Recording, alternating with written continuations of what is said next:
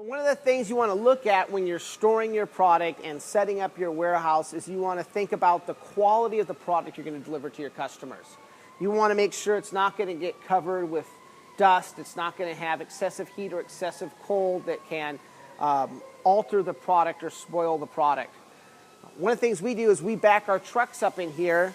Our exhausts are all on the left. This little pile here is our expired product. We give that to the homeless.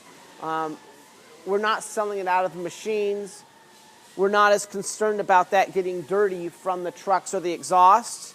Here we have cases that are all wrapped in plastic. So there's just no cans of beverage that someone's going to drink out of here. And that's just a concern of exhaust dust getting on when we start a vehicle up in the morning when it's cold. So that's one thing to look at. Another is just dust in the environment falling on your product. So we take all of our pallets of product that are loose cans and we cover them with cardboard. Let me show you what that looks like.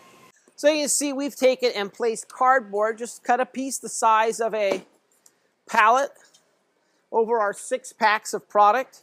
And it has to keep dust from getting on these. And we go through these multiple levels every day, but even for the few hours or during the night these are sitting here, we want to keep the dust off them because people are going to be drinking off of these.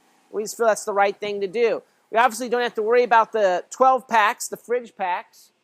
This is an industrial area. We know there's going to be some dust coming from the company next door, so we put everything in fridge packs along the wall.